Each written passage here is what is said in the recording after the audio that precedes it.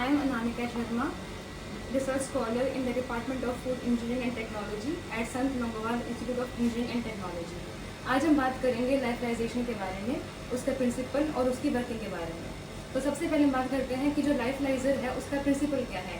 जो लाइफलाइजेशन एक प्रोसेस है, it is based on the principle of sublimation, जहाँ पे जो आइस क्रिस्टल्स हैं directly convert into the vapour form without converting into the liquid form. तो अगर हम बात करते हैं लाइफलाइजर के डिफरेंट पार्ट्स की, तो सबसे पहला हमारे पास आता है वैक्यूम पंप। वैक्यूम पंप के बाद इसके साथ कनेक्टेड है अपनी वैक्यूम पाइप। वैक्यूम पाइप के बाद ये अपना कंडेंसर यूनिट है, जहाँ पे अपनी कंडेंसेशन होती है।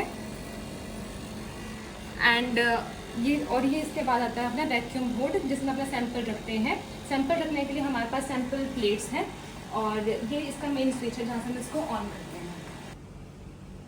अब हम लाइफलाइजेशन की प्रोसेस को अपने एक सैंपल रख के फिर समझेंगे। तो उसके लिए हम सबसे पहले अपनी जो कंडेंसर यूनिट है इसको यहाँ से ऑन करेंगे। इसमें हमारे पास 3 ऑप्शंस आते हैं, कंप्रेसर, वैक्यूम पंप और डिफ्रोस्ट। सबसे पहले हम इसका कंप्रेसर ऑन करेंगे ताकि इसका जो टेम्परेचर है वो अपना -30 से बिलो आ जाए। तो अब हम इसमें सैंपल रखेंगे। तो सबसे पहले हमें, अगर कोई भी सैंपल होता है लाइफलाइजेशन के लिए, सबसे पहले हमें उसको डीफ्रीज करना पड़ता है ताकि उसमें अच्छे से आइस क्रिस्टल्स फॉर्म हो जाएं। इसके बाद हम इस सैंपल्स को इन प्लेट्स में रखेंगे। इन प्लेट्स में रखने के बाद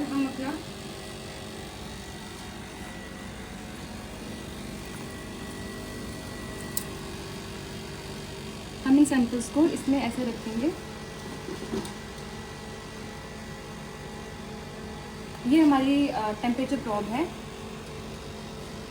इसको हम इन सैंपल्स में रखेंगे। और उसके ऊपर हम ये वैक्यूम होल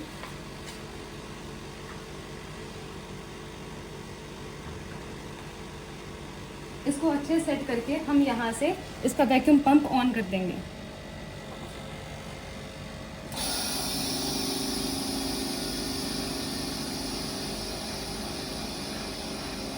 वैक्यूम प्रेशर अपना 10 पास्कल्स तक का हो जाएगा। उसके बाद अपना प्रोसेस स्टार्ट हो जाएगा लाइफलाइजिंग का।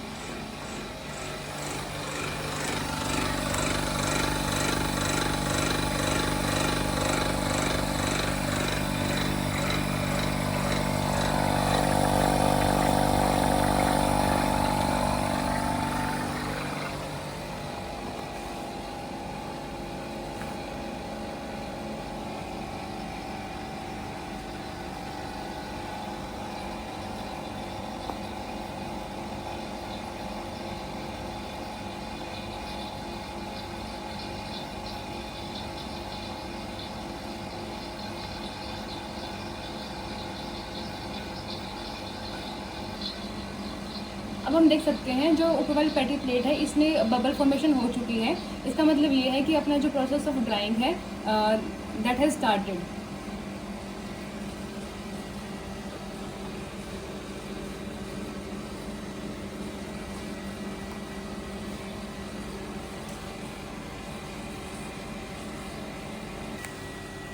लाइफलाइजेशन का जो प्रोसेस है it takes around 24 to 48 hours to dry. तो अब इन सैंपल्स को हम 24 आवर्स के बाद इसमें से निकालेंगे, तब तक हमारे सैंपल कम्प्लीटली ड्राई। अब 24 आवर्स हो चुके हैं हमारे सैंपल को ड्राई होते हुए। अब हम अपने सैंपल को रिमूव करेंगे फ्रीज ड्राइंग में से। तो सैंपल को निकालने के लिए सबसे पहले हम उसका जो कंप्रेसर है उसको ऑफ करेंगे। फिर हम इसका वैक्यूम पंप ऑफ कर देंगे और यहाँ से सारा वैक्यूम रिलीज कर देंगे।